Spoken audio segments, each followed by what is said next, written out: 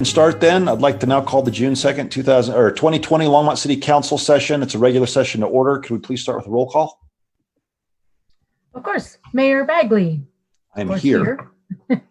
Council members Christensen. Here. Thank you. Councilmember Hidalgo Faring. Here. Councilmember Martin. Here. Councilmember Peck. Here. Councilmember Rodriguez. Here. Councilmember Waters. Here.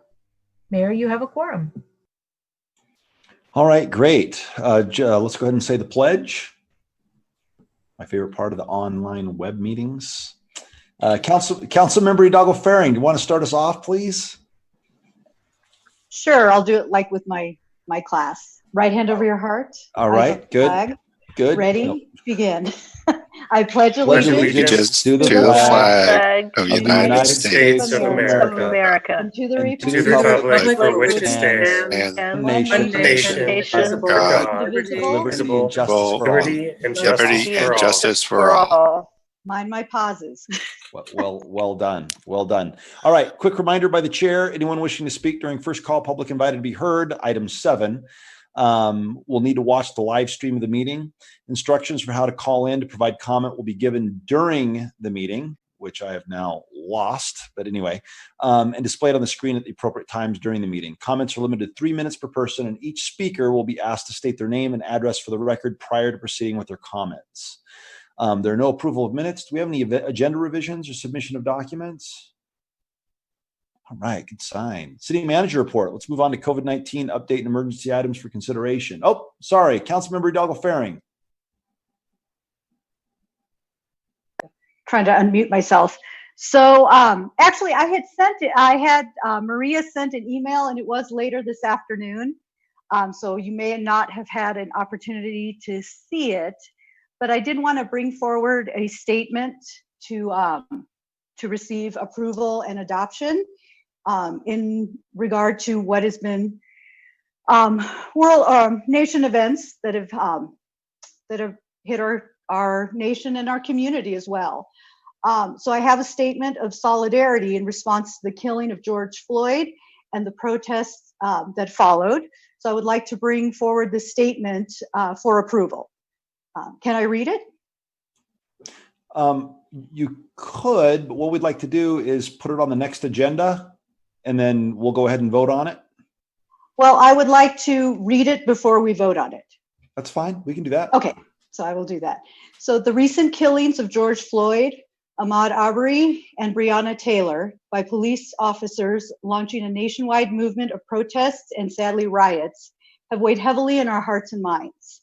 We condemn the brutal death of George Floyd and the killings of so many more Black Americans because of racial discrimination by the very people sworn to protect us. We reject the actions of these officers, of these particular officers, who took it upon themselves to be the judge, jury, and executioners. We recognize the trauma communities of color historically experienced due to ongoing police brutality, in effect exacerbating continued fear and distrust of law enforcement. We are a nation of grief, grieving over the loss of such lives such as George Floyd, Ahmaud Arbery, and Breonna Taylor in just these last few weeks. As your elected officials, it is our responsibility to address instances of injustice. We must make a commitment to lead with compassion and the resiliency needed to build a more equitable community. Longmont City Council is committed in prioritizing racial equity and dismantling systemic racism that divides and destroys communities. We support our community members' efforts to participate in peaceful protesting. We stand in solidarity with these protesters and encourage the community to remain focused on the purpose of these demonstrations, which is to advocate and fight for racial, social, and economical justice. So that's the statement. I'm open to revisions, but I ask that we adopt this. All right. Why don't you go ahead and make a motion? Do you want to make a motion? Yes. Or who? Just say, all right. So she's moved. I'll second. Councilmember Christensen. Yes, I second that. I think that's a wonderful statement. I read it earlier, and I think, well, it certainly reflects my view. All right, Harold, I mean, can we put this on the agenda item for just the next meeting rather than regular meeting? Is that okay? Yes, we'll get that done. It'll be a week from, really 2 weeks from today. All right, just as long as we get it on quick. Councilmember Waters? Thanks, Mayor Bagley. I didn't know that we were going to get an email or a proposed council statement from any of our council colleagues. And I don't want to have dueling statements. I think Councilmember Douglas Faring's statement is very eloquent. But I do have my own statement I'm going to make. I'll wait to the end of the meeting. And I just want to say it now. I don't mean it to be dueling messages.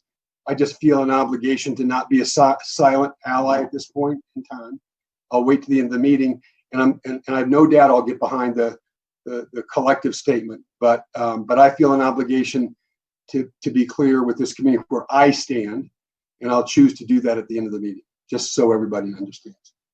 Mhm.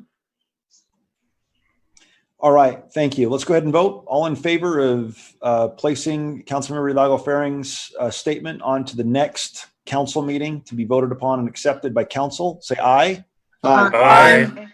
Opposed, say nay. All right, the motion carries unanimously. All right, anybody else? And by the way, Councilmember Hidalgo Faring, thank you very much. Well stated, and look forward to voting and supporting that. Okay, thank you. All right, Harold, COVID-19 update.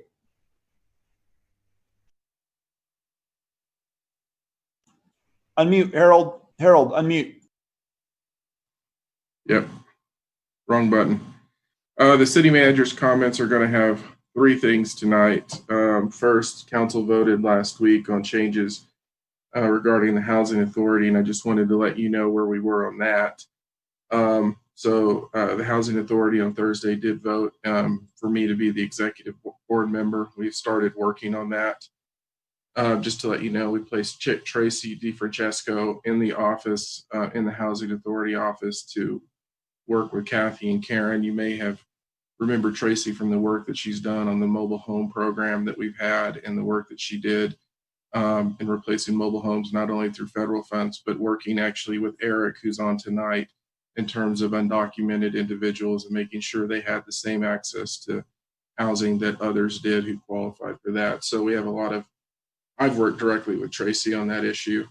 Karen's leading the residential and organizational culture piece. She's doing that in conjunction with Michelle Waite, Carmen, and Eliberto.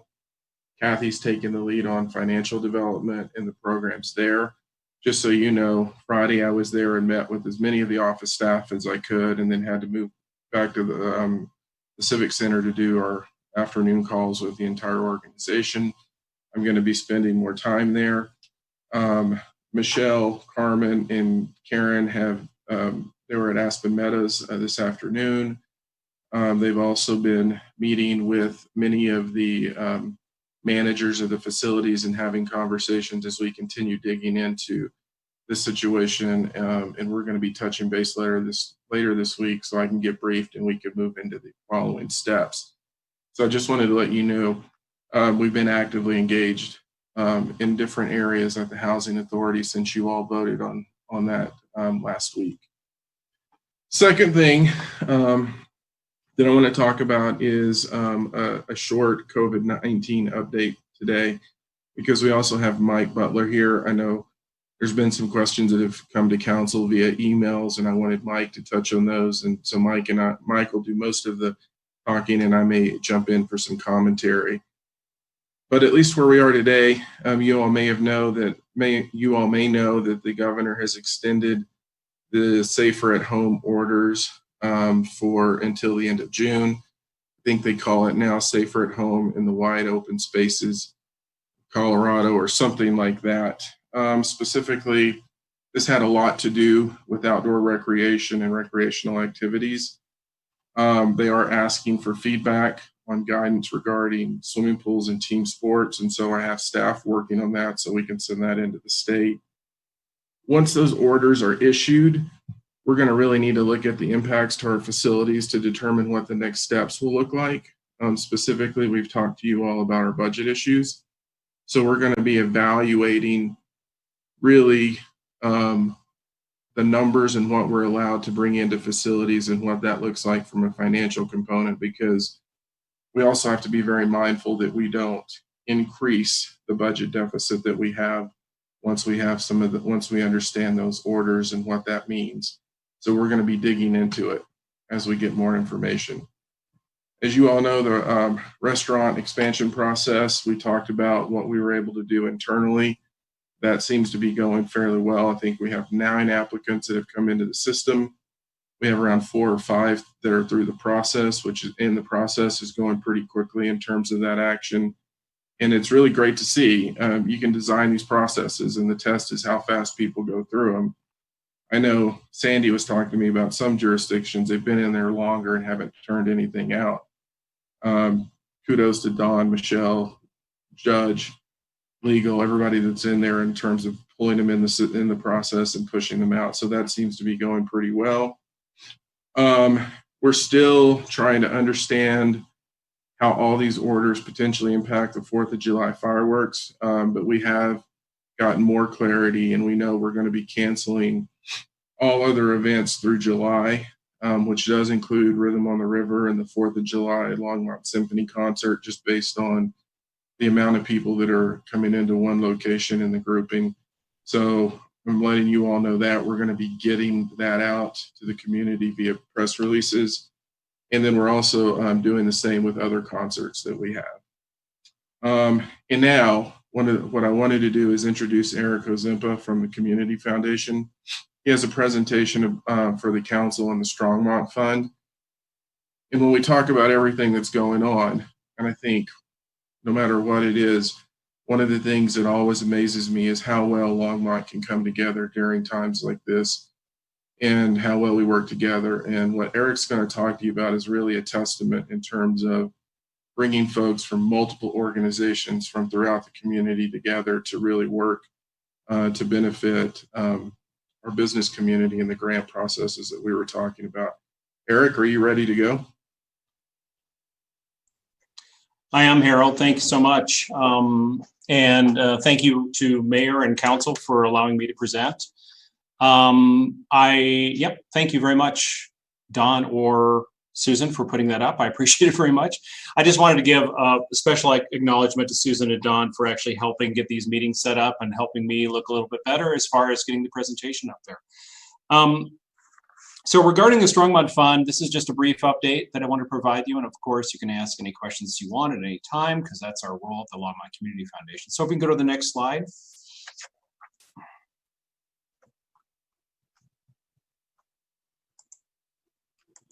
I don't think I can go to the next slide, but. One moment, my mouse is being bad. Thanks, Susan.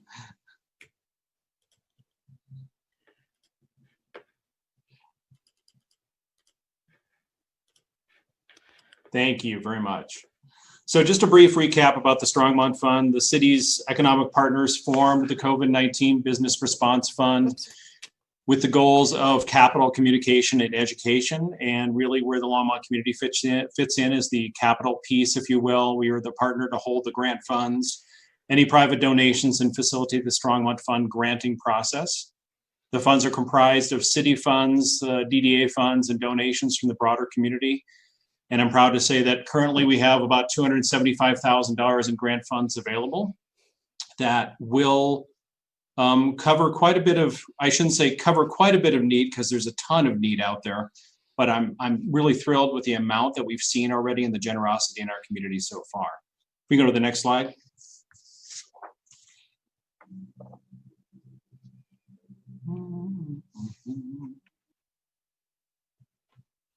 Is that not the next slide? No, I'm sorry. I just talked about this. Forgive me.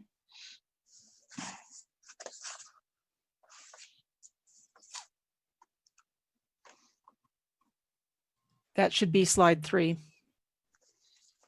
Well, let's go to the next one then. Sorry.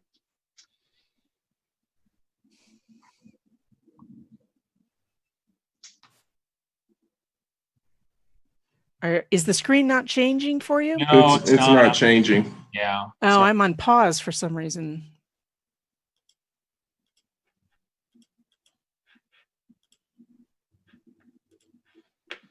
Oops. One more time. I can keep talking too. So the eligibility, we're getting back to slide 3 there. But eligibility for the grant process was that you had to complete a business assessment. There you go.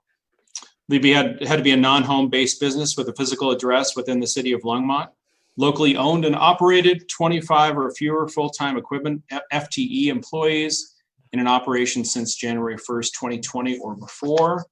Next slide, please. You need to possess an active city of Longmont sales and use tax license and be in good standing with city permits, licenses, fees as of March 1st, 2020.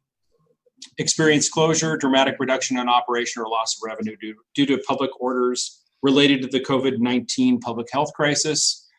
Grant reporting is required of all entities that receive funding. And in fact, I'll talk about 2 cycles of reporting that we will be throwing out to the community later on this year. Next slide, please. So just a brief application summary. We had 179 applications submitted. $1.6 million in requests is just phenomenal, the amount of money that people have requested. And the average request is about $9,135. You might say that we were allowing people to apply for $10,000, but there are some people or businesses in the community that actually did not request the full amount, so hence that's why the average request is $9,000. Next slide. Apologize for the vibrant colors here, but essentially you get a sense of who applied for the Strongmont Fund. This is kind of our before survey, if you will. This information was collected during the application process itself, and our hope is that we would be able to match this with the post survey information. So once we get those reports, we can kind of link up and see, what their estimated customers are, post kind of safer at home, if you will, number of full-time employees and gross revenue, et cetera. If you can move on forward, Susan, thank you. And then we did also ask the applicants to identify if they're minority-owned, veteran-owned, women-owned, or locally owned and operated. Obviously, they have to be locally owned and operated if they're to be applicable. But of course, we had some that did apply for that, but they did not fall into that locally owned and operated. For that green slice of segment, we also asked within the minority-owned, if you can go to the next slide, Susan, what identifying minority they identify with, and you'll see here a pie chart of 47% or 48% Hispanic, Latina, Latinx, Asian American, African American, a nice diversity as far as the applicants that we received from the Strongmont Fund application. Next slide, please. And just briefly, the committee of 8 members made up of the community, we were able to corral and herd them and get them to do a really quick review. The deadline for the applications was May 20th, and we were able to review applications within a couple of days. They each got a segment of the 179. They didn't review all 179 themselves. We actually parsed them into cohorts. And they made recommendations for the first round of 23 recommendations, or roughly $230,000. 6 were non-compliant with city regulations, that eligibility requirement that I told you about earlier. But they do have until Wednesday at 5 to fix their issues. We anticipate, the Longmont Community Foundation anticipates the checks for the first round will go out later this week. The second round will follow shortly, and 2 progress reports that I alluded to earlier are due August 31st and December 31st, and we hope to get some data to share with you as well as the rest of the community. And that is it for my brief report. Thank you very much, Eric. Do we have any, other than just a hearty thank you for acting so quickly to help our local businesses? Very impressive. 23 is a big number, given the time and the resources available. So thank you. You did great. So, thanks. All right. If there's nothing else, then make sure that we get on record that Councilmember Peck gave you 2 thumbs up. So we're good. All right. And Mayor. Yep. And I just wanted to also say, I know anytime we've hit one of these situations, Eric's always there to jump right beside us and work through it. So I wanted to give a personal thank you to Eric and the work he does. He's always there to help us fight through the sticky situation. So thanks, Eric. I really appreciate it. Harold. I really appreciate it too. Thank you for the comment. All right. Do we have Chief Butler here? Is it his turn now? Yep, it's Chief Butler's turn now. All right. And let me just preface, I think I speak on behalf of everybody that this is of utmost concern right now, given Councilmember Hidalgo Faring's comments and proposed motion, the emails and the concerns. And right now I know that there's a group of citizens on Main Street actively protesting, et cetera. So we're all anxious to hear what you have to say, Public Safety Chief Butler. All right. Thank you, Mayor. Thank you, City Council. I'm Mike Butler. I am the Public Safety Chief. You know, what happened in Minneapolis last week, you know, I haven't been able to come up with good words to try to figure out how to describe it, how it makes me feel. I can tell you that people within our police department are just kind of shaking and hanging their heads. Those who are hired to protect and serve the community, for something like this to happen is beyond at some level comprehension. We all saw the video. It's incredibly hard to watch. I'm not sure what else to say about it. It's just moved all of us, and none of us, I can tell you in my conversations within the police department, none of us can figure out how could somebody do that? And, you know, you got to understand too, folks, that this is my profession, the profession I've been in for 40 plus years. We work with a lot of people within the police department that have been doing the service of providing police services to our community for decades, and it's a black mark for us. It's, again, you know, I've said for years that the actions of one police officer can upset the equilibrium of an entire community. Well, it seems like these actions upset the equilibrium of an entire country, and so here we are. And I know there's a way out of it. I know that we're going to be able to work through it. But I also wanted to come tonight to talk a little bit about what's going on in Longmont. And this is, I don't know what kind of time I have here. I could talk for hours in terms of what we have going, in terms of what we've done around hiring practices, how we train, how we supervise, the culture, what kind of culture we've developed, the expectations our officers have in terms of what they do and don't do. The architecture of the organization is a piece of this as well, in terms of ensuring that our officers feel good about their position within the organization. So, and then the other part of this, of course, are certain policies, use of force policies, and what we do with that. And so I'm just going to start, and I'm just going to spend a little time on each of those areas, and then I welcome questions, I welcome comments, any concerns you might have. Some of you have ridden along with our police officers, so I'll just start with recruitment and hiring practices. So we reformulated our what we call our profile that we look for in a police officer a while back, and we're always refining it. It's always something we're kind of trying to up the ante in terms of the kind of people we're looking for. But Longmont has the reputation, perhaps more than any other police department in the state of Colorado, of the difficulty it is for anybody to become a police officer in Longmont because of our screening and the screening criteria that we use. And so, and the other thing I want to say about that is, you know, we have a lot of police officers who want to move into Longmont from other cities, from not only around the state, from around the country. And I will tell you that about 7 out of 8 of those, what we call lateral entries, people who are currently police officers, don't fit our profile because it is so different than in many other places. We really place a tremendous amount of emphasis on people who want to be a police officer and their capacity to connect and their capacity to develop relationships. This job is all about that. We don't hire lone cowboys, lone cowgirls. We do not hire people who just want to kind of be by themselves and work by themselves. We want to hire and who don't want to connect with the community. We hire people who do want to connect, who can develop relationships, who are very predisposed to doing that. Our motto is policing in partnership with the people. And so those people we hire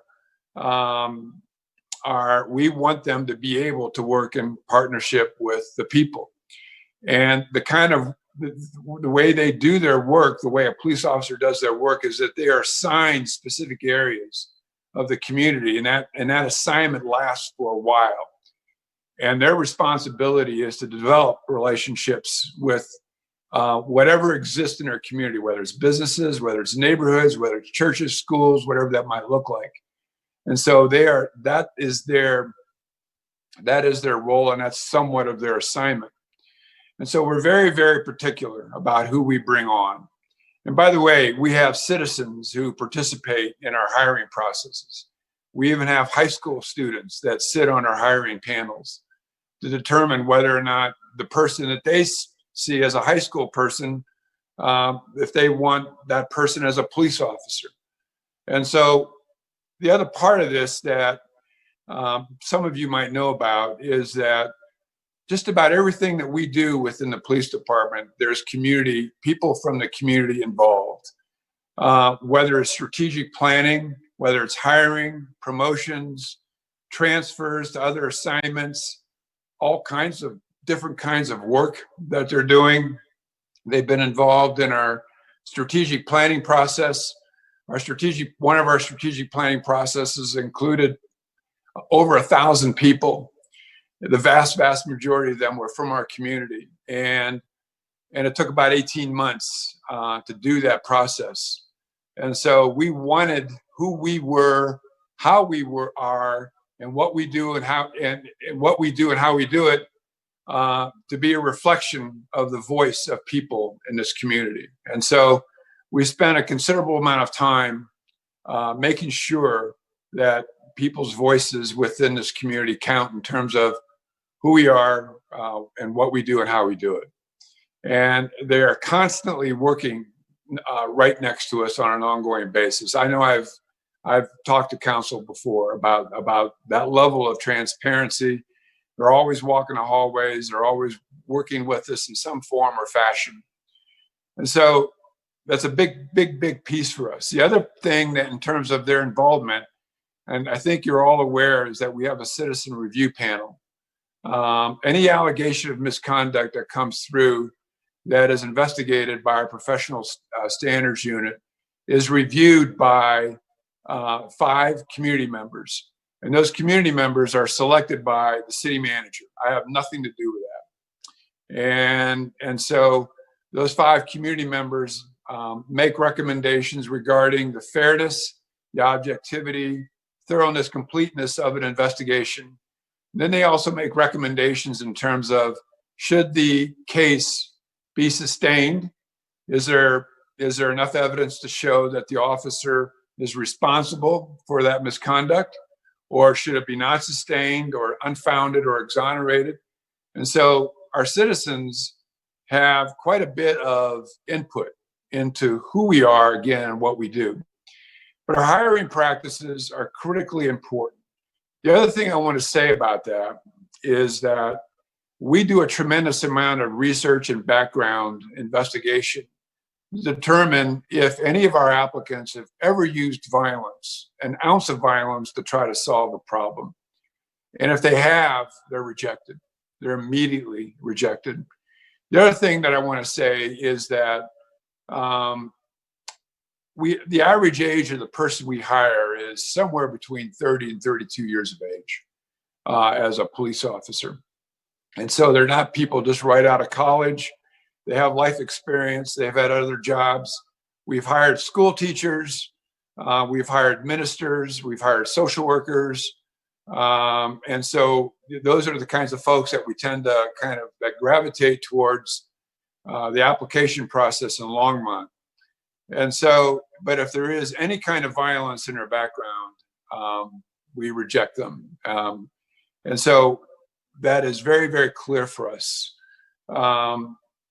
So maybe I'll just stop there real quickly and ask if there are any questions around what I've said so far. The only comments.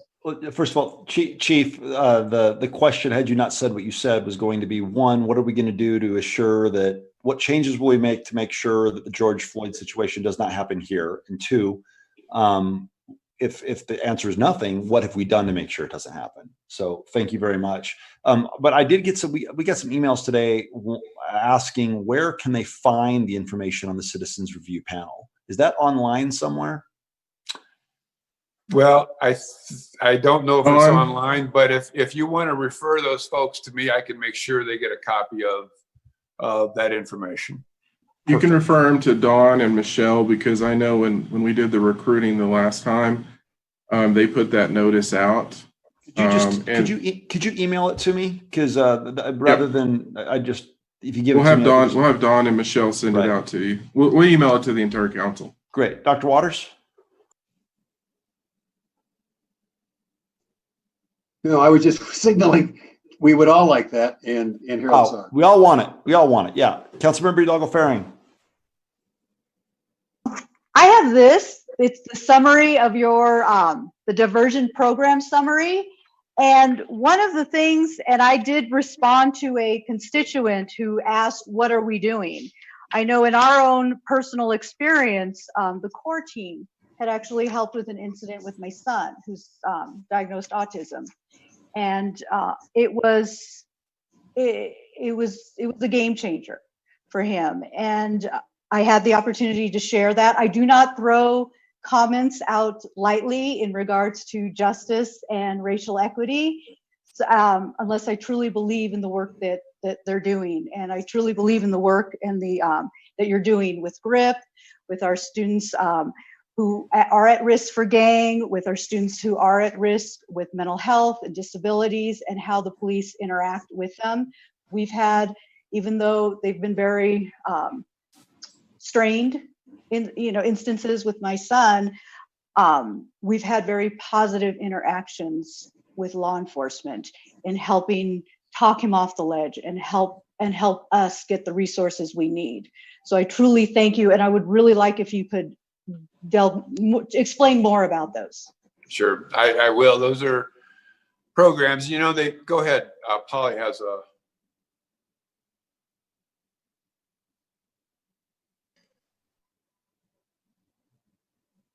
Go ahead, Polly. Sorry. Okay. I know, Chief, thank you for coming tonight, Chief Butler, and talking. It's very, very timely. Of course, we're all in a state of rage and disgust and anger.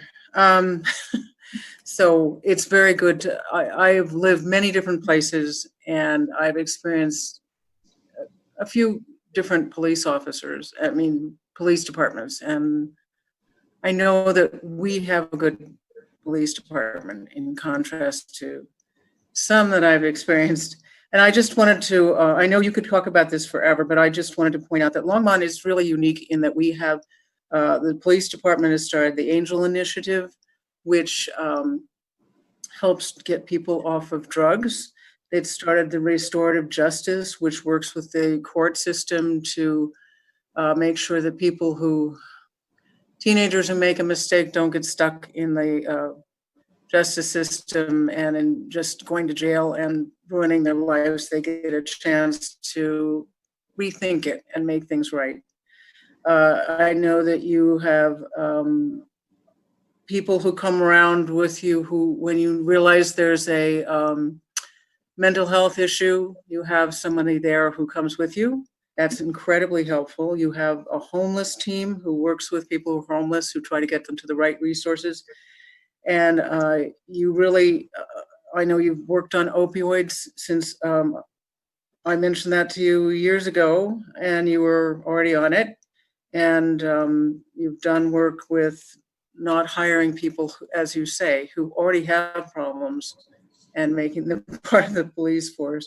And you really, I think this is a really excellent example of community policing, that really there's a commitment to serve and protect. And I want to thank you for that. All right. So you Go hit ahead, on Chief, sorry. you hit on a couple of things there that I think are important. The programs are kind of results of some of our philosophy and policy. You know, it's, for a while, I have felt that our criminal justice system is way too prominent in our society, in our communities, in terms of its responsibility for solving social and health issues. And so, you know, for those of you who have spoken with me in the past at length, you know I'm not necessarily a fan of trying to pass ordinances to fix health or social issues, whether it's at the city level, the state level, national level, whatever that might look like. I don't think we can pass laws and stiffen penalties and think it's going to be an insurance policy that's going to protect us from the human condition. It just doesn't, it's never happened. And it won't happen in the future. And so what we have to get good at is having great conversations around these social issues and get out of the one size fits all, quick fix kind of way of seeing, here's how we fix this particular social issue. Because we can fill up the jails, or we can arrest people, and we know we're not going to be able to arrest ourselves out of these issues. So we did our best, and we're still doing this, to try to minimize the enforcement role or the invoking of the criminal justice system within our community by putting programs in place like restorative justice, like the Angel Initiative, like LEAD, the addiction, the model that we work with for folks struggling with addiction as well, and like the CORE program, the co-responder program. And of course, there's a program called Rewind for kids that operates as well out of the city. And so we're not done yet, but we've put a lot of programs in place that we believe are more effective than the enforcement aspect of things. And so there's a lot more I could say about that, but if you have questions, but you brought all those up, Polly, and that's fine. But that's why we're doing those things, is because we do not believe the criminal justice system is the answer. And so when you look at this country and you look at what's going on with police departments around the country, and I'm familiar with a lot of police departments. I've been asked to do a lot of speaking around the country over the last few years around this. The vast majority of police departments are still stuck in the enforcement mode. They're kind of designed and geared for enforcement. And so when an officer goes into a neighborhood, and I will say this, that oftentimes when we encounter these social or health issues, which by the way is a significant part of any police department's business, unfortunately, the communities, the economically disadvantaged, the socially marginalized or disenfranchised communities don't have as many options. And so they don't have options for treatment for addiction. They don't have options for treatment for mental health. And so when they call the police come, and their role is enforcement. And a lot of police departments around the country, if you want to talk about police reform, have to figure out how to get out of that, how to move forward in terms of just their role being only in enforcement. And so, because these are the very communities, these are the very neighborhoods and communities that really need police in a different kind of way, not just to enforce. And so when we go into a neighborhood or a family or a certain part of the community, many people know already that we're not necessarily there to just enforce the law. that we're there to figure out how we can bring different kinds of solutions to the table. And so that's out there in our community already. Not everybody knows about that. And sometimes Longmont, by people who don't know, get lumped into the whole police phenomena. So I know that Joan has a question. Go ahead, Joan. You have to hit the mute button. There you go. Thank you. Thank you, Mike, for showing up tonight. This is really informative. But I do have a question as to what the disciplinary action is for police officers in Longmont. For example, the accused officer who actually strangled Floyd, it seems like he had a lot of disciplinary actions along the way. And at some point, the question is, why is he still on the police force? What is Longmont's protocol for disciplinary action? And would that policeman have been on the street if he were a policeman in Longmont? Without hesitation, absolutely not. And we do have several checks and balance systems in place for that. And so if there's an officer that has a propensity for committing allegations of misconduct, they don't last long. They just don't. And by the way, I know that some things have come out about unions being a detractor for police administrators to be able to discipline. We don't have that problem in Longmont. And I won't go through all the circumstances, but over the last couple of years, Harold knows about these cases. We've been able to terminate 5 police officers, not for anywhere near what happened in Minneapolis, of course. And essentially with the blessing of our Fraternal Order of Police organization. So our relationship is good with them. And you will find, I can't tell you how many times I've talked to a police chief in other parts of the country, and they will say something like, I fired the same guy 3 times. And because of either Civil Service Commission or because of the appeal process, they're able to come back and get their jobs back. That's never happened here in Longmont. And so it's a real powerful and a real dynamic in a lot of police departments around the country in terms of kind of the union protection they have. And I'm not saying that's what happened in Minneapolis, because I don't know for sure, but I do know that Minneapolis has a pretty strong police union. And the officer that was involved in this had 17 or 18 prior allegations of misconduct. That's unheard of. And I know that that's something that Minneapolis is going to have to try to figure out how to answer in terms of what happened. But in terms of our yeah, go ahead. I wanted to kind of jump in and help with this too. So obviously we have processes that we have to go through, and in many cases I'm the final appeal. But there have been cases where I get involved earlier, just based on what Mike's challenged with and dealing with in these processes. And so, yeah, to Mike's point, what he didn't say is, yeah, this individual wouldn't have lasted that long. I know there's been cases that we've dealt with where it's been swift when we've seen issues. But the thing I wanted to add to everything that Mike is saying is I've had the advantage of being part of 3 different organizations, 3 different police departments, multiple chiefs. And the thing that I learned early on, and I had the ability to cut my teeth on some bad events.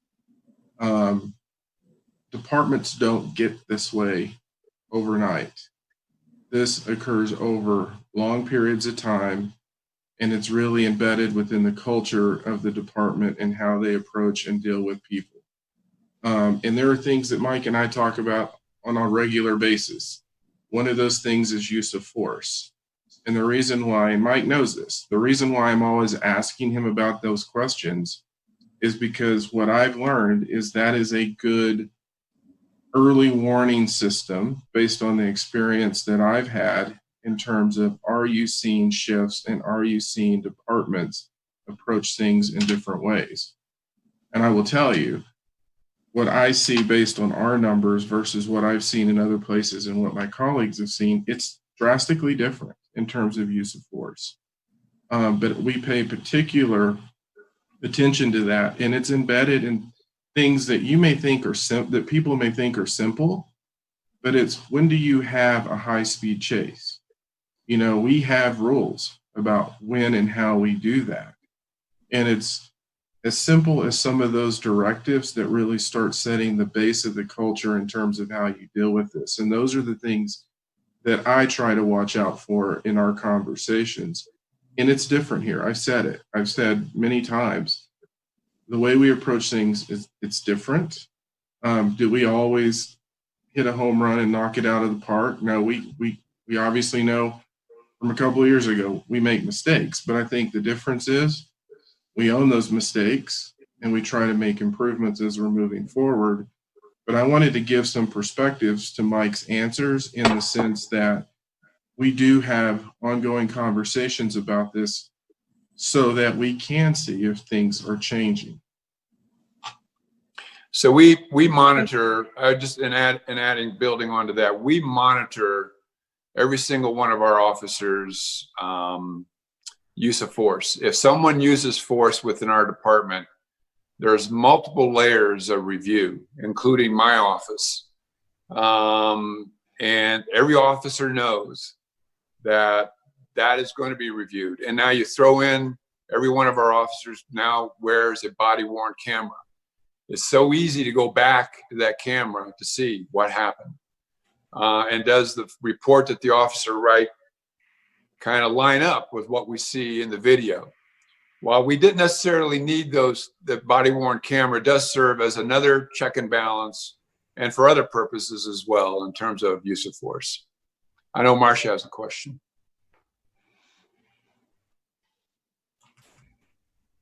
Yes. Okay. I'm just going to ask it. Chief Butler, I think you have absolutely been talking about the right things here. I've gotten a lot of letters that I think have been, I think they've been written off of a checklist of bad things that police departments do, because a lot of them, in my experience, don't have anything to do with this police department. But a demand I keep hearing is we need to demilitarize our police department. And my response to that is, what? You know, I've seen militarized police departments. But could you speak to that just a little, about the role of heavy gear and stuff we inherited from the Army and all of that stuff in this police department? Yeah, of course. So, you know, sometimes you see these our officers wear these vests with all their equipment on their upper torso versus their belt.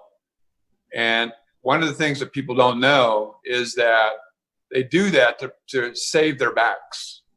That it's actually easier on their body to carry 20 to 25 pounds of, you know, with their handcuffs, their firearms, whatever it's going to be, and they're bulletproof vests, by the way, that it's easier to carry on their upper torso. And so it kind of looks bigger, but it's actually something that we use for ergonomic in terms of people being able to save their backs. And so just so you know that when you see that's the case. And so for police officers who are in uniform on a regular day in, day out basis, carrying that on their hips and their back can be, for many of them, it can be debilitating. And so we went to that form of carrying our equipment.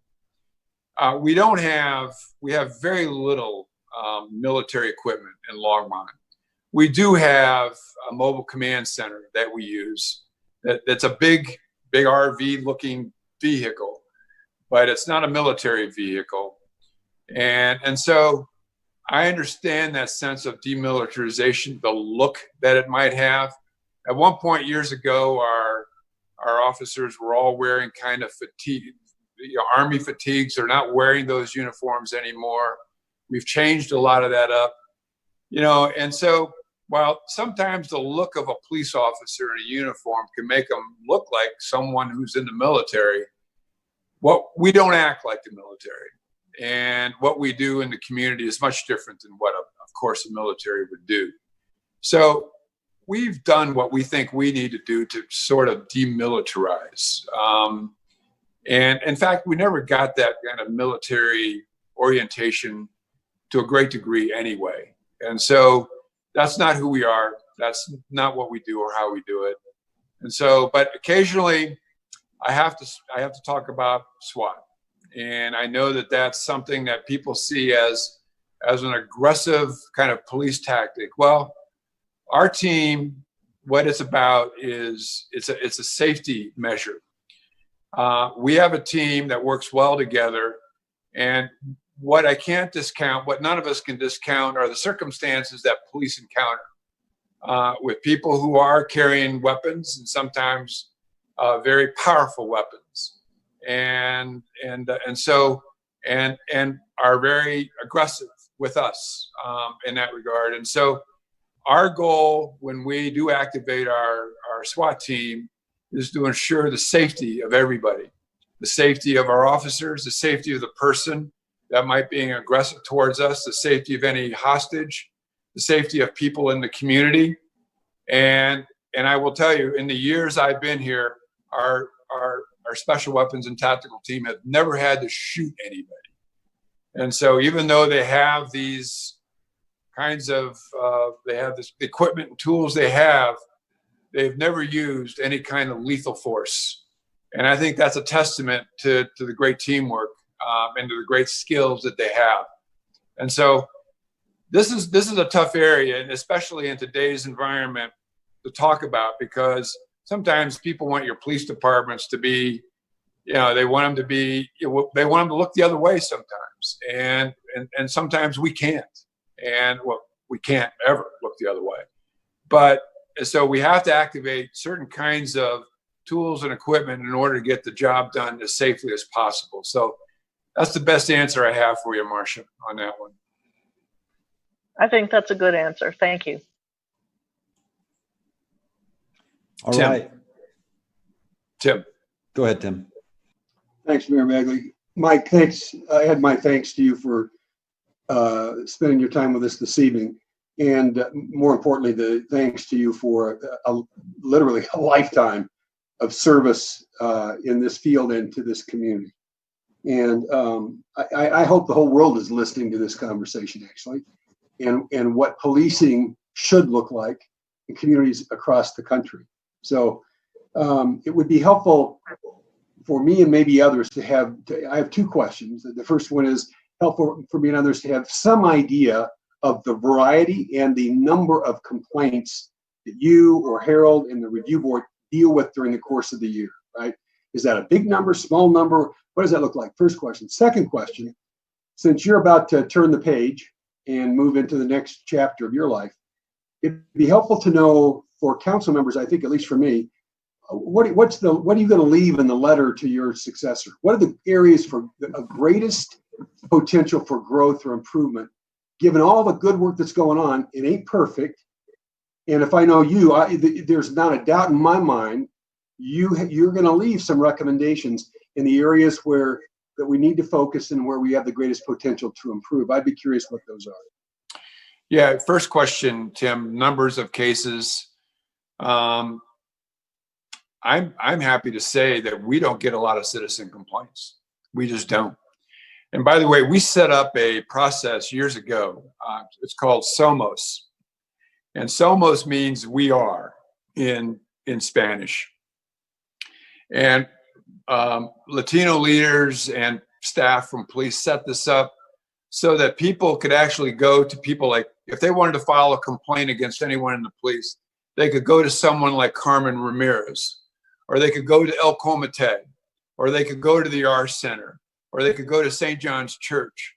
So it can be rather intimidating to come to the police department and say, I want to file a complaint against one of your officers. So we made it easy for people if they want to file a complaint to do that. I wanted to say that because the number of complaints we get are few. We average maybe 6 to 7 allegations of misconduct a year. And I want to say maybe 2 or 3 of those are typically car accidents. We've had 1 excessive or 2 excessive force complaints in the last 3 years. And both of those were unfounded by the Citizens Committee. And so I think that's a testament to the culture. It's a testament to the people that we have in our force. It's a testament to the training. But mainly it's a testament to our staff. It's a testament to our officers and the people and the kind of people they are. So I would encourage anyone in the community, if anyone's watching this, to ride along with us and to get a firsthand view. It's not like TV, and it may not be what you see on the news. And I know you're going to be pleasantly surprised. And so there's a lot of ways of being able to interact with us, engage with us. We welcome that on a regular basis. And anyone's welcome for the next month to call me, and I will figure out how to get you involved. So that's the answer to your first question, Tim. So I have expressed this to some folks, our police profession in the eyes of many seems broken. And I'm not going to say it's not unbroken. There is a brokenness about it. And these latest incidents have kind of highlighted that brokenness in terms of what's going on. And there's a part of me that says, you know what, I don't want to leave this because I think I can help with that. But then there's also a part of me, the bigger part of me says, good luck to the next person, so to speak. So that's kind of where I'm landing. But, the person that is going to be overseeing this, actually that person, he's an internal person. I don't know how much, we haven't put anything out there publicly about that, Harold. If you want to talk about that, fine. So based on COVID, we have an interim person right now, just because of travel and everything else. And so that interim person is Rob Spinlow. And then we'll move through the processes once we actually can have conversations and get feedback. So here would be my main advice or a thought. When you have people who have this incredible anomalous authority to take people's freedom away, and we live in a society where individual rights are paramount, and then they give police departments this authority to take people's freedom away or justifiably use force, that does something to the psyche of a human being. And sometimes that sense of I can do this and I have this badge and I have this authority, no matter who you are and what your background is, sometimes that can be a powerful force inside of people. And so my best advice to someone is to figure out how to counter that with ensuring that each one of those folks can engage and relate and integrate with the good things that are going on in our community so that they see what's good about our community. In fact, I'm writing a letter right now that I'm letting my goodbye letter at some level. And I'm saying, one of the things I'm saying is do your best to become ambassadors for what is good in our community. And so that's the part that I think all police needs to work on. We're pretty good at the enforcement thing. We can do that well. But what we're not really good at is we're faceless. Oftentimes police departments are faceless entities. We live in this fortress like we don't personalize ourselves. And that would be the advice and you have to constantly work on that, because the psyche of a person doing this job can be harmed. The psyche can be harmed by the nature of the work. And so you have to set it up in a way so that our police officers have access and can see the good of what's going on in our community. Now that's a kind of a philosophical approach, but that can look like 1,000 different things too. And to constantly be monitoring them. And the other thing, of course, I think the big deal in policing is found in the people that become police officers. Your recruitment and hiring has to be as tight and as good as it can be in terms of ensuring that you have the right people doing that job. And so I'll leave it at that, Tim. There's probably Rob Spenlow and I are going to have a 2-hour conversation tomorrow, and I'm going to let him know a lot of things as well. And part of that's just what I said. So, and to Mike's point, I asked the same question, and I've got several pages of things because he did do that for me. One of the things I wanted to point out, that's right, and this is always a testament, and again, something I learned in other communities, is how does a police chief respond to when you want to see certain things. Last community I was in, they had an elected police chief. So that was an interesting situation. I've shown up at multiple SWAT incidents. Mike's called, said this is going on. I go, I want to go look at it. He's never attempted to stop me. I've routinely called and said, hey, I'm free this afternoon. Can I do a ride around? They pick somebody who's available. They don't place me with someone. I just go with someone. The openness is also a very clear indication to me when they don't try to match you with certain individuals. And so you get a certain story. That's huge in terms of how you approach this. In a lot of cases, it's not what you do when you're being watched. It's what you do when you're not being watched. And those guys know, and Mike knows, as I'm driving around, I see stuff. I will stop and talk to them.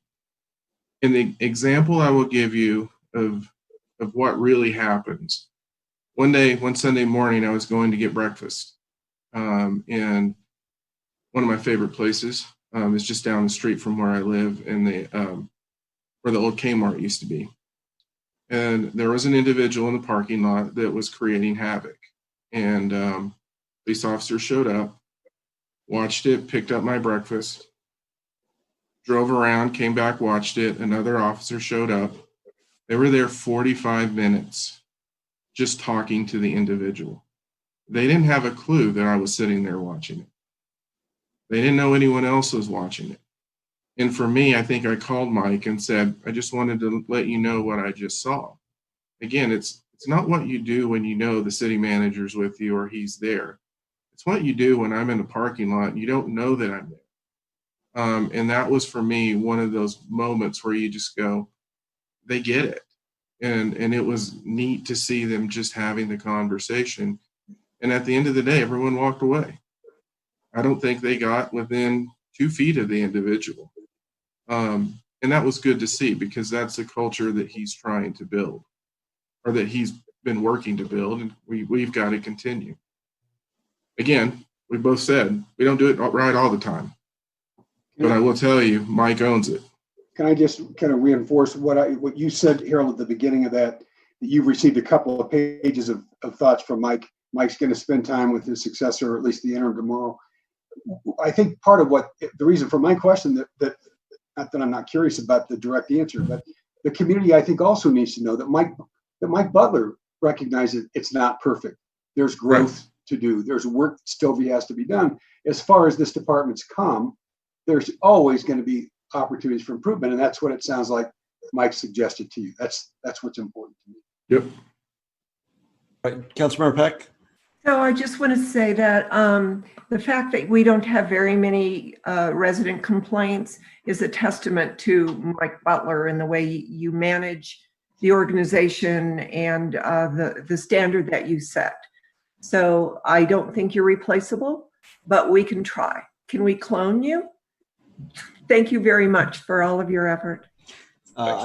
And Chief, I want to echo those thoughts. Thank you very much for your thoughtful comments tonight and for what you're doing. And there's so many scenarios and situations right now. We live in a very different world, and we appreciate your effort to keep us safe. We really do. You're welcome. Thank you. All right. All right. Thank you, everybody. All right. Later, Mayor? Chief. I just wanted to say something on top of that. I wanted to thank Mike for giving me more time. You know, his retirement date was what, a month ago? And Yeah. and with everything going on, he hung on. And I think, you know, that's a piece of this. But what I wanted to say to you all is just generally, I think what we expect of the entire organization, this is as much for the community as it is for the organization. And you know, when I saw this, I was horrified, physically sick.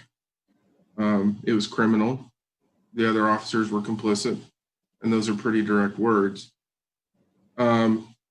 But for me, it was different because I don't talk about what's happened in my life before, but it brought back memories of when I've had to deal with issues. But the hardest part was having to explain it to my kids. And it was the hardest conversation I've ever had to have. And I have a 16-year-old and a 17-year-old. And you know how many hard conversations you have with them. And then trying to talk to them about what is different here than what they're seeing on the TV. And getting them to understand that, because what they see is what's all over the place, and really having to talk to them about what goes on here. And my two are fortunate because they have interacted with many folks. They bowled with Mike at the employee get together, and so they have a different perspective. Organizations and departments don't get here overnight. They don't get into that position. And there were things that you've heard about Minneapolis. A simple fact: a few years ago, 50% of the time their body-worn cameras were turned off. And they said it's gotten better. It's at 85% now. I mean, that's an interesting fact for me. Mike spent a lot of time with organizational culture. We've spent a lot of time with organizational culture, hundreds of hours, where Mike and I have jointly taught classes. I've taught classes with every director I have. But what I wanted to let the council know, in those conversations, we talk about what we expect in terms of how we deal with each other, what we expect and when individuals deal with the community. And now we've added equity into the conversation. That's the new ad that we're bringing forward. I just want you all to know, from my perspective, zero tolerance for this. And I know Mike's the same way. And to Councilmember Peck's comment, we deal with these issues quickly. And I will tell you, and in my career, I've had a situation where someone put a swastika on a board for a minority employee, and I dealt with it that day. I've had members of my organization had to deal with, well, I don't even know how to describe it, racist groups that were part of the organization. They dealt with it that day. I have zero tolerance for it. And what we've said to our organization, treat people like you want to be treated, and we will deal with it if you don't. That's my commitment to you all. That's my commitment to the organization, but that's also our collective commitment to the community. And if people have issues, they can call Mike anytime, they can call me. What I can tell you is we'll deal with it. All right, that's a great exclamation point to conclude the discussion. Thanks, Harold. Thanks, Chief. Let's move on. Let's move on to first call public invited to be heard. Don, I don't. How many got in the queue? Mayor, we'll need to put that slide up and then take a break for 4 minutes or so. All right, let's go. Let's be back in 4, please. All right. See you soon. Thank you.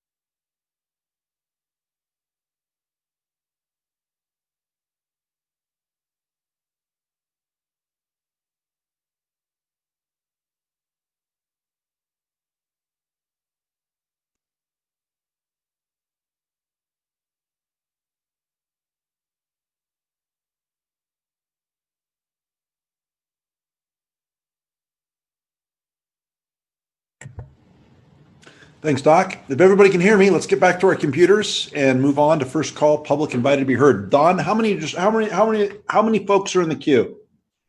Mayor, it looks like we have 2 in the queue, and I just want to make sure Susan is ready. She had a computer issue just a second ago. Susie, are you ready? Oh, Susan. Susan, okay. Yeah, sorry. Thank you. We still want Susie also. Both. Hey, Dawn, my other computer is coming back up, but I am on another computer, and I do see that we have 2 callers. Can you hear me okay? Yes, I can. Okay, so I'll go ahead and admit them. Let's go ahead. The timer is on and going. I mean, not going, but ready to go. Very good, Mayor. So for the first caller, your phone number ends in 637. I'm going to unmute you. If you could please state your name and your address for the record. Can you hear us? Hey, yeah, I also, last time I listed my address, I had somebody show up at my house unexpected because they heard me on city council. You don't need to stay at, it's not required. I mean, we asked for it, but don't worry about it. Okay, thank you. So good evening, city council. I'm calling again this evening about short-term rentals. Last week I called in about the house behind us, and since then we have had to call the police about the noise ordinance and Airbnb guests being up and partying past midnight in our residential neighborhood. Also, since I last called, a house on my street, one house over, has begun operating as an Airbnb. This house is a stone's throw away from the house behind me, and I'm so upset that my neighborhood is being infiltrated by these Airbnbs. My neighbors own another home in Longmont that they live in full-time, so they are legally able to rent out the house on our street year-round. Please reconsider your Airbnb rules and regulations. They are ruining our neighborhood and affecting the housing crisis and upsetting peaceful neighborhood communities. What can you do to support homeowners in Longmont? We need real change now. Thank you. Mayor, could we get that thank caller you. to state her name? I did not catch her name. Could you state your name, please, ma'am? Yeah, sorry. Yes, my name is Pearl Spinharney. Thank you, Pearl. Thank you. Thank Thank you. you. All right, let's go on to the second.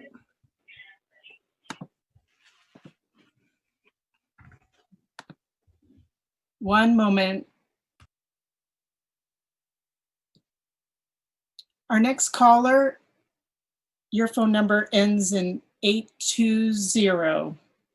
You're unmuted. Hello, can you hear me? Yes, we can. Okay, great. Hi again, my name is Catherine Baylog and I live at 1920 Spruce Ave.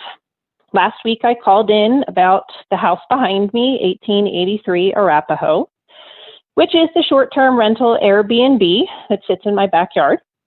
I informed you last week of what we had been dealing with, and just a couple of hours after I called last week into you all, I had to call the police because the people that were renting the Airbnb were outside partying in the hot tub, loud, smoking pot at 10:30 p.m.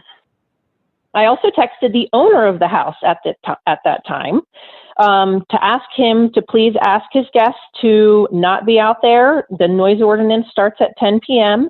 and to inform future guests to please stop using the hot tub and be out after 10 p.m. as well.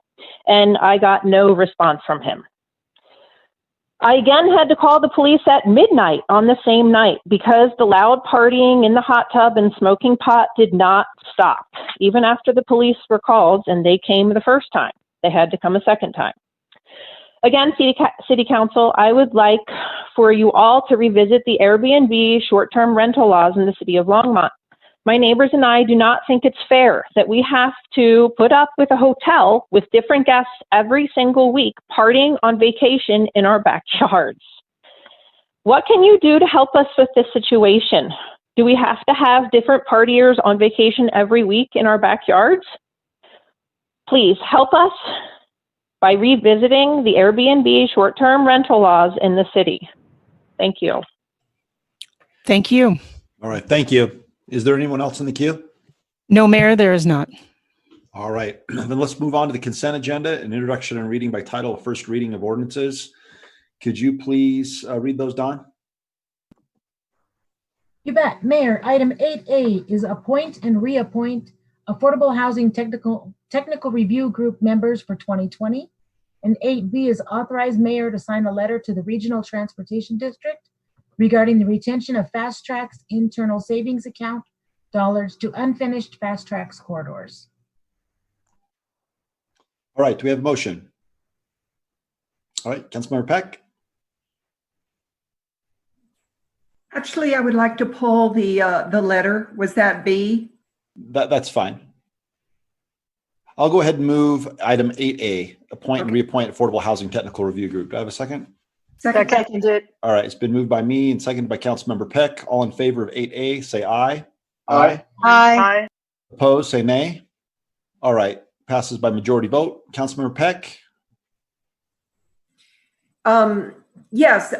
First of all, thank you, Mayor Bagley and Phil Greenwald, for drafting that letter to Paul Baggard. I want to explain that the Fast Track's internal savings account has been used as a slush fund for any time that RTD gets out of trouble over the years. And it is the consensus of some elected officials who've been doing this far longer than I have, that had that FISA account not been touched, we would have, and been invested, we would have enough money to finish all the unfinished corridors, and we wouldn't have to constantly be having this fight. So that is the reason for this. But I would like to make a suggestion and perhaps an amendment on the letter. The content is great, thank you so much. But the reason that I asked for the mayor to endorse this letter or to come up with a letter is because this Thursday is RTD board is meeting to actually start discussing the budget, and the FISA is going to be on that meeting right away. So even though Paul Ballard is the interim director, he is not really the one who is going to be making the decision as to what to do with that FISA account. It will be the board of directors, their consensus and their motion as to whether to use it for operating income or to leave it as is untouched. So I would like to move that item 8, was it 8 or 9? I can't see it on my screen. It's 8B. 8B, with the amendment that we address it also to all the board of directors, all the RTD board of directors, and Paul Ballard as just respectfully, because he is the director. I'll second that. Thank you. All right, all opposed, say aye. Aye. Actually, any debate or discussion? All right, You all said opposed. Yeah, you said opposed. Oh, no, all in favor, say aye. Aye. Aye. Opposed, Aye. say nay. All right, it passes unanimously. Thank you. All right, sorry about that. It's been a long day, and we're on WebEx, and anyway. All right, let's go ahead and move on to, we had one more. We had a report, a sustainability evaluation system. There we are. Let's move on to that.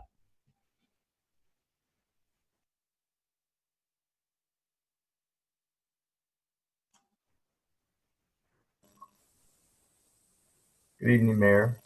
Can you hear me? Members of council, my name is Don Burchett with Planning and Development Services, and I have a short presentation for you tonight with an update on the SES sustainability system. And I wanted to go over that really quick. And while that's being put up, I also wanted to let you know that in attendance tonight, we have Lisa Knobloch, the Sustainability Program Manager, as well as David Bell, the Director of Parks and Natural Resources, in case there's any additional questions related to the SES. So next slide. As noted in your council communication, staff has been working on with council on a number of these items that have all culminated in an SES evaluation system. This system will be applied to any variance to a setback from the riparian areas, streams and creeks, and wetlands. And to date, we have completed the following tasks. We've updated the Land Development Code to require council review of variances to the setbacks. We've updated the Development Code to require that an SES evaluation be completed. We have created an SES evaluation process for our Development Review Committee, which includes staff from Natural Resources and from Sustainability. And we have also finalized the SES checklist. With the completion of the SES checklist, the SES has been fully implemented and is ready for use on any variance requests that we receive moving forward. Next slide. So what remains to be completed?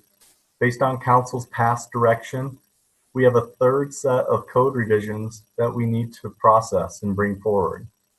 They will generally do the following things.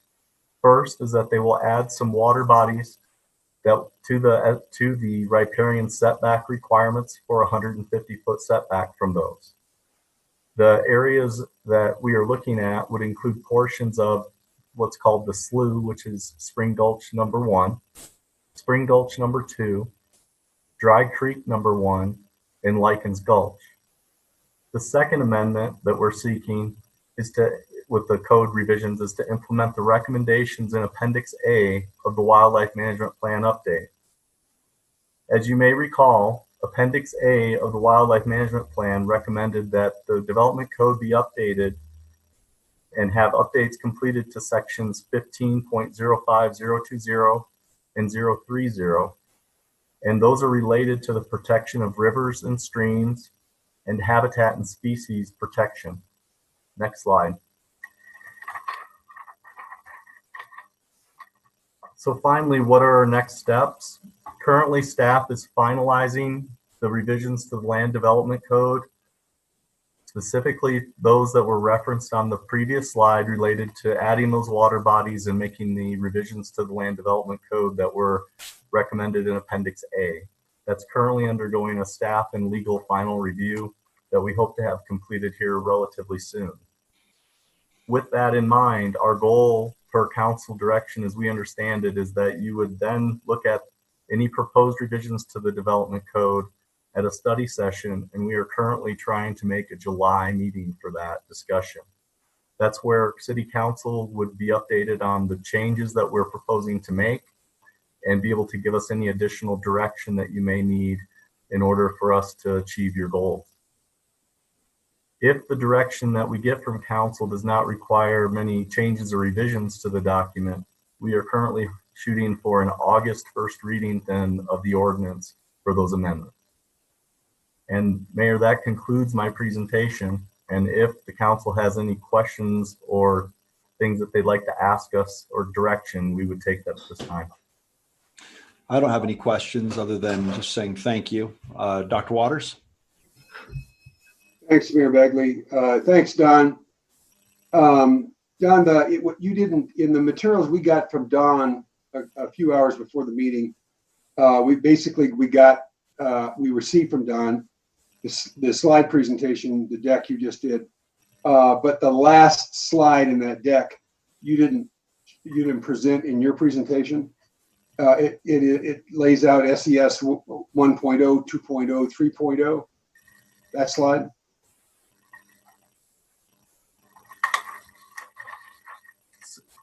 Councilman Waters, is that the slide that we presented to the council, I believe back in November, that has, yeah, it's small on my sheet, I'm sorry, yes, but it has 3 columns? Yes, yeah, sir. Yeah. Is that still, or does this still represent kind of the phasing or staging of the work? And if it does, I'm trying to track. It looks to me like we would be in July or August at the first part of 3.0. Maybe not, but that's where we're talking about code updates. So let me get the larger vision so I can read it. I apologize. Well, here's what I was really after, Don. I'm not trying to pin you on that, just, necessarily on anything, but just to understand where we are in terms of what was laid out then in the kind of bigger picture and the flow of the work. so I could make mental notes or drop it onto my calendar, what I might expect to see regarding the SES at key times. July, obviously, assuming, well, regardless what the format is, that we'll get an update and a chance to act on an ordinance in August, which would partially update, it sounds like, the land code. Yes, that's correct. And then what's the next phase? And the next phase over the course of the rest of this year and the next year. I just, we've been talking about this for a while. I just would like to make certain we get this done while I'm still on the council, and I'm certain that's true for some other members of the council as well. So being able to think about how this applies to a calendar would be real helpful. So, hey, Don. Councilmember Waters, I want to share the screen just because you brought it up for the public. Councilmember Waters, is this the one you're referring to? Yes. Don, this is the graphic. Okay. So I would say that everything in SES 1.0 is completed. The SES 2.0 will finalize the recommendations in the wildlife management plan. So that would come with this last set of land development code revisions that we would be bringing to you, hopefully in an ordinance in August, assuming the July study session goes well. And as council expressed at one of the meetings, and I do not remember which one that the motion was made, but council chose to push off the 3.0, the one for public-private partnerships, and for the riparian adjacent discussion, expanding its impacts or onto other development to a future time. And that, as I read the minutes and looked at that meeting, it looked like we would need you to make a motion for us to start working on those next portions that would cover 3.0. So it's somewhere in 2.0, what you're bringing us in July and August shows up in, is it in the additional standards? Because we've already approved the standards. So I don't know if Harold could put that back up again easily. Yeah. Hold on.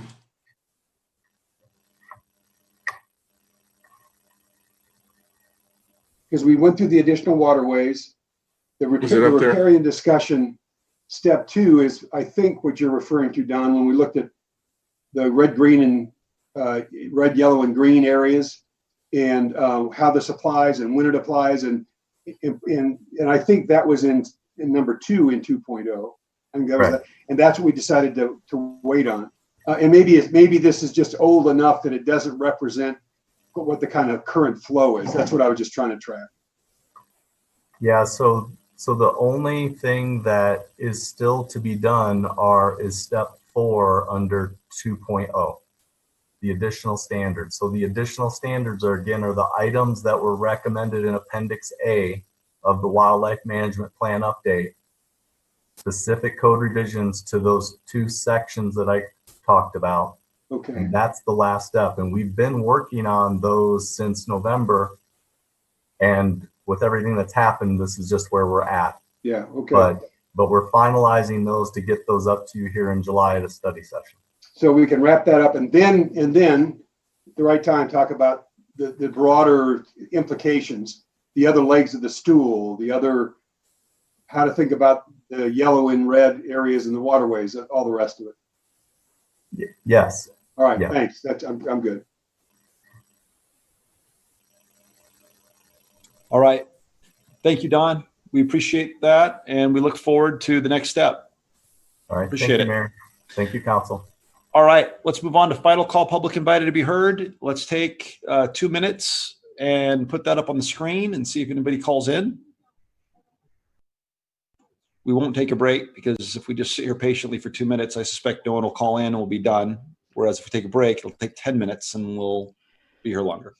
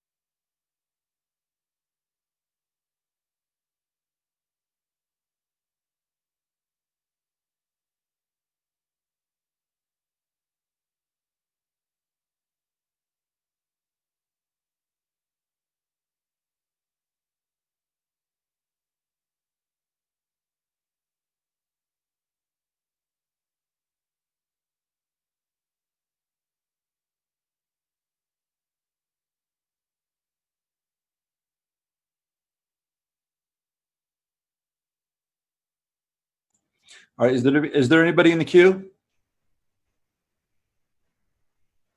Dawn, Susan? No, Mayor, not yet. It just started showing up on the screen. It's been about a minute. All right, we'll give it another 60 seconds or so.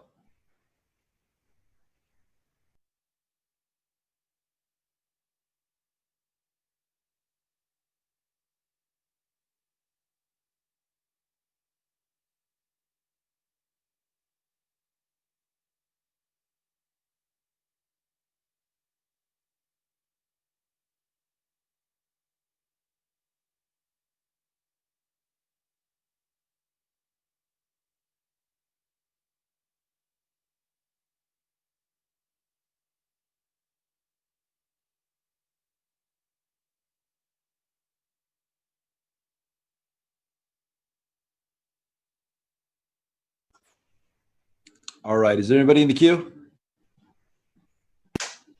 No, Mayor, not at this time. All right, let's go ahead and move on to mayor and council comments. I'm not seeing all council, but let's start with Councilmember Christensen. We haven't heard from you much tonight. Councilman Waters wanted to speak though earlier. So, Councilmember Waters, why don't you go ahead? Okay, I appreciate the difference. Before I do have a statement I'm going to read. Before I do, I've had on my kind of list of items that I think we ought to review is our ordinance on Airbnbs. We continue to hear about it. We get correspondence about it. I know it's an issue, one more thing that we would be adding to an already tough agenda. I think we owe it to our residents to review that ordinance and not just what we're doing with it, but how we're monitoring and enforcing the ordinance. Number one. Number two, I know we delayed the discussions about RVs because of safe lots and what was going to happen with this. But in my notes on August 6th, August 6th, 2019, almost a year ago, 10 months ago, we gave direction to staff to bring back the RV ordinance for review and potential revision. Lots has happened since. I understand the reasons for the delays, but I don't know where we stand with safe lots. We heard the presentation in February or March. It's my impression that RVs were not going to be part of any safe lot proposal. And so that still hangs out there after having given direction. We haven't done anything with it. And I think we owe it again to residents, whether you're in an RV or not in a home. I think we owe it to folks to take another look at what we ought to be doing with that ordinance as well. So I'm not making motions on either of those. If somebody wants to pick it up and make a motion, we already gave direction on the RV. It would be giving direction a second time. So I'm going to make a statement, and if you'll just indulge me, and I just, like so many other people, I've been at a loss for words to express my reactions and reflections on what has been transpiring today across the country. Because the feelings I have are hard to express, because it's felt like this is a time when people like me should do more listening than talking or speaking. I haven't made any public statements about what we've been witnessing and how repulsive it is. This said, I just don't feel I can let this public meeting come to closure without making a statement. It just seems now is not the time for silent allies. So with that said, words like horrified, appalled, outraged, heartbroken, sad, or shocked feel less than adequate to express my reactions to the murder of George Floyd. So rather than trying to express those feelings, I just want to be on the record with where I stand on a number of issues or a number of points. Number one, I stand with all who seek justice for George Floyd, Mike Brown, Breonna Taylor, Ahmaud Arbery, and so many others whose lives were ended by racial hatred and the people who perpetuated on this country. I stand with all who are committed to disrupting systems and dismantling structures that continue the stain of racism and social injustice in this country. I stand with those committed to creating a more just society and a nation through hard work, collective action, compassionate action, and perseverance. I stand with those seeking a post-pandemic future that's more equitable, distributed, balanced, sustainable, generous, healthy, and fair. I stand with Longmont's public safety team, all of our first responders, and the city's policies and approaches to policing that value prevention, service, health, safety, and the respect of our residents. I also stand against abuse of power, the misuse of force by police, the dehumanizing of people, and disregarding of the rights of anyone, especially citizens or non-citizens of color in this country, to their life, liberty, equity, justice, decency, respect, health, safety, and security by those we entrust with protecting these rights in this country. I stand against those who have attempted to hijack, pervert, and corrupt a peaceful and principled mission to change the system and hold the people in it accountable. I condemn the lawless, senseless, destructive violence some people have perpetrated on Americans and their communities. I understand my words tonight will change nothing, but how I spend my days and my nights as a council member might make a difference. Well, I can't do anything about what happens in Minneapolis, Louisville, Ferguson, Washington, D.C., or any other city in this country. What I can do, and what I'm going to do tonight, is reiterate my commitment to working with others on this council, with members of the city staff, and all Longmont community members to make this city more just, equitable, fair, inclusive, transparent, healthy, sustainable, and accountable. And if every council in every city in the United States does the same, it's my best hope that we never find ourselves again where we are tonight in this country. Thanks. All right, thanks, Doc. Councilmember Christensen and Councilmember Martin.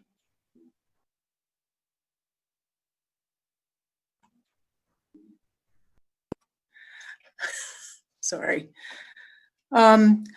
Thank you, Councilman Waters. That was a good statement. And I also agree that we need to re-examine the short-term rentals and see how they're going. We need an update, and we need to reconsider whether some of the things that we allowed are still a good idea.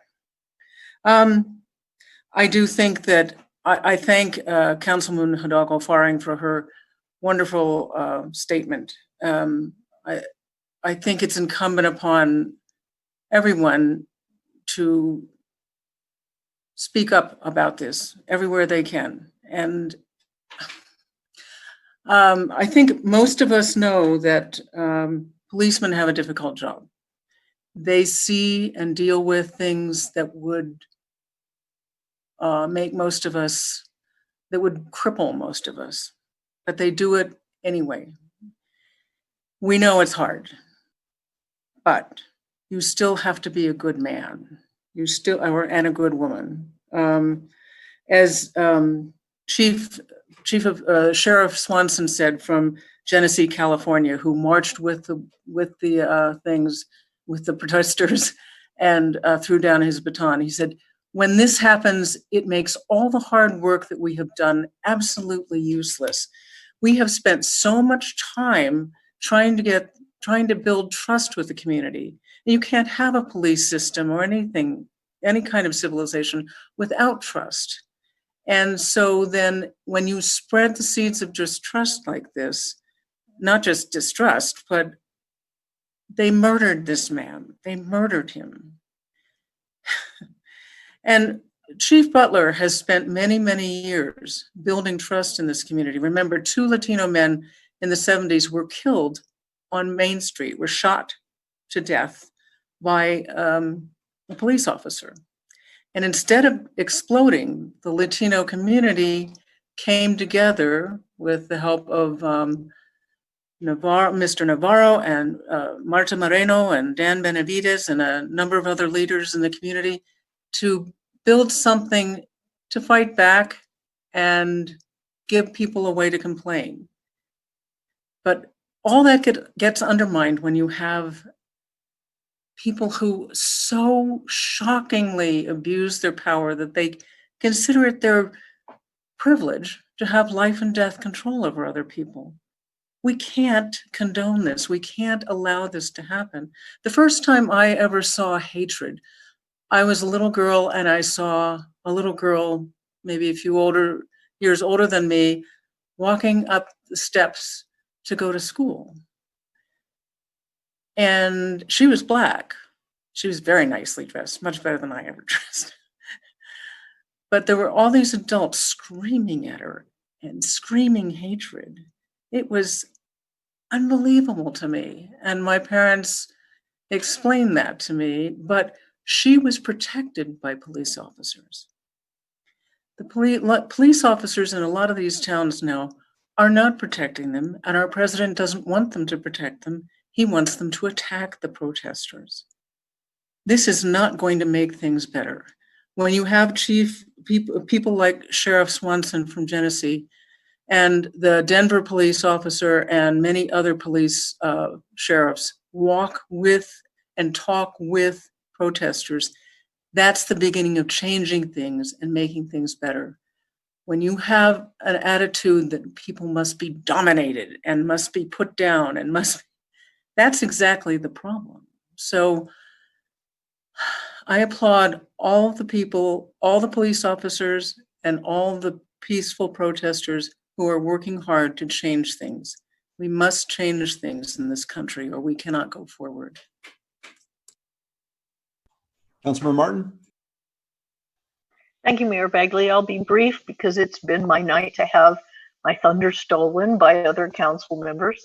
But first, to take a load off your conscience, Councilmember Waters, I have been in communication with Joni and Aaron, and in fact, we are revisiting later this summer the ordinances on short-term rentals and ADUs because of the new insights that we have been gathering over time. And so we are getting our chance very soon now to do that. And I want the public to know that watch for it. I don't have an exact date yet, but we are, or rather our planners are, excuse me, ready to come back to that. The same with safe lots. I heard from Joseph Zanovich of Hope that that the first safe lot is set to open. It will not have RV facilities, but we will gain some experience with that. Everybody's terrified of coughs. I just want to say there's nobody else around here. So the last thing is that just to add a little bit to Polly's story, because it's an incredibly moving story and a story of possibility. I knew before going into the weekend that Longmont has a different kind of police force from most cities, and I wanted to do some research on just exactly how it got that way. I mean, the first conversation I had with Mike Butler was when I was running for office. Somebody shot somebody in my house. I don't know. There was a loud noise. I hope you couldn't hear it. I think it was a cat. Anyway, how Longmont got to be the kind of city with the kind of police force that it has. And I learned the story of the very unjust shooting of two young Latino men, and it was actually 1980. So appropriately 40 years ago this August, that will have happened. And I asked Mike Butler, the first conversation I had, how you hire a police force and train a police force that doesn't act like that. And I was very happy that he told us. But I wanted to give a shout out, and Polly's already done it, to El Comité, because they came together with incredible speed and understanding and wisdom to know that they were protecting the whole community by giving themselves a voice and averting the violent reaction that could have happened because of that event. And I was just astounded that could be done could be done by a bunch of ordinary people who got together because the community, the Latino community, which was only about 8,000 people at the time, thought they were level-headed. So they got this group of people together, and that was the beginning of El Comité and the beginning of Longmont as a sane and inclusive community. So I was just so proud and happy to learn that story. Thanks. Let's go with Mayor Pro Tem Rodriguez. Thank you, Mayor Bagley. Appreciate all things that have been said so far by my colleagues here on council. I just want to say one thing as far as a lot of what I've seen in my network of folks who've been involved in protests all around the country, in the Deep South, in the Midwest, out in the Pacific West, that for people like us, it's easy to be able to make statements. We're elected officials. We have a little bit more of a platform that we can speak from. But I think it's really important that with some of these folks, we make sure that they know that it's their voice that needs to be heard. It's the people's voice that really needs to be heard right now, not so much our voices that need to be heard. It's more that we need to sit here and acknowledge that we are listening and we are receptive to what they're all saying, and that I stand behind them and I will listen. And I plan to hopefully, along with my fellow colleagues here, make the substantive change that people want to see as we go forward. Thank you. Councilmember Lago-Ferri. And so really, I want to add to, just from my own experience, I've spent the last 30 years studying and presenting cultural proficiency, implicit bias, systematic racism, institutional racism, and looking at how to break barriers. And a lot of the work that I do is working with individuals in changing that mindset and just shift from, and I think this goes back to when I heard Chief Butler talk about feeling, guilty, and just like this, I sensed a sense of guilt. And it's really moving away from that sense of guilt and resentment to, and reacting that way to more of a reflection and using that opportunity for growth. And I see that he utilizes that philosophy of the growth, reflection and growth in improving. It's always disturbed me when I've heard people say, I don't have biases, I took an implicit bias training. I'm like, well, I've taken implicit bias for the last 30 years and I train, but I still have biases and I still continue my education and grow and change. And the person I was 10 years ago is very different from the person I am today. And what I'll be 10 years from now will look a lot different as well. And just knowing that and really wanting to move our, from shifting that mindset from a tolerance towards diversity to really looking at and being committed to a transformation to equity. So that was kind of in reaction to there. I do have some advice for people who are wanting to protest and get involved. Over the years, I've done a lot of community organizing and working with organizations, Black Lives Matter movement. And there are steps. It's keeping with the same message of who you're with, who you're rallying with, and stay with that cause. Make sure you have permission to be there. In some places, you need permits to rally in those spaces. So make sure you're adhering to those norms and regulations in being out there, and also too, keep focused on the message, keep a unifying message, and make sure that you're not getting riled up by instigators. There's a lot of people out there who are just looking to make trouble and causing mischief and causing trouble. We see it with the riots, and a lot of the people who started the protest were not the individuals who are engaging in the criminal activity. So if you're out there and you see this criminal activity, do not engage with them. Call the police, report those instances, because it deters from the message that we're trying to bring forward. And this was something, so I marched with the Chicano movement in the late 80s and early 90s in Southern California in Chicano Park, near the Coronado Bay Bridge. And even back then, it was, don't get involved with there's going to be instigators. There's going to be people who are going to call you names and try to get you riled up to create problems. Don't engage. It's just because after all these years, we're still, I think when we look back in history, or 100 years from now, when people look back in history, they're going to view this time from the civil rights movement through here in a span that I think will last probably more than 100 years. As the civil rights movement, it's going to expand for a long period of time. We're in it for the long haul. And, my message is raise your children well, raise them to see justice in our, and compassion and empathy with our neighbors and friends. So that was all I had to say. All right. I just very short and briefly, I saw the video of George Floyd. I was disgusted and appalled.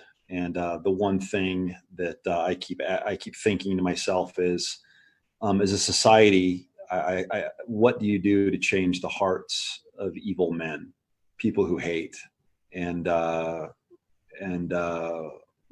Luther King, the vote, equality, anti-discrimination. He knew what he wanted to achieve legally. And I think a lot of the frustration we have now is, what do you do to really change the hearts of evil men? And so I think the best thing right now, the one thing I know we can do is condemn it and be quite vocal. So I join all of you in condemning that. It's just terrible as we look at the world we're in right now. And I still believe that there are more good hearts than evil hearts. And so I prove that I'm right. I just pray that I'm right. So that said, I don't see any other comments. City Manager, I'm sorry, Councilmember Peck. Thank you. I wasn't going to say anything because I agree with all of you. But in remembering what that video was, that the murder was horrible, but what I really was frightened by was the look on the police officer's face when he had his knee on the throat of Floyd. There was no empathy. There was no sympathy. There was no recognition in his face at all that this was a human being, no consciousness. And that is the part that scares me about what is going on in our society. So I think that talking about this and educating is what we constantly need to do. And, to Aaron's point, or Mayor Pro Tem's point, is that, yes, we do have a platform, I agree, but people need to hear what the leaders of the city think. Do we accept this? Do we not? Or whatever, which is not the message that we are getting from the national level. And I think for me, that is part of the biggest problem, is that we have more power on the local level to actually talk to people rather than just giving statements. So thank all of you. I'm very proud of the statements we've made, and I think that we will go out and hopefully bring some sense, consciousness, awareness to this horrible problem we've got in our country. Thanks, Joan. All right, Harold, do you have anything to say? Unmute Harold. Two updates. Councilmember Martin gave one of them. Joni is working on that to bring that item back on the short-term rentals. Also, I know Karen and the group met, our Self and Welcoming Places group met, and particular focus was RVs, and that's being prepared to bring back to you all. Just so you know, we are seeing more issues and more significant issues. And so they wanted to get that together. So that'll probably be hitting, I'm going to say maybe late June, July. Karen's also, and her group's also working on the LHA stuff. So we're trying to balance those two things, but it is on our radar, and I've got to get briefed from the last SWAPS meeting. Eugene? No comments, Mayor.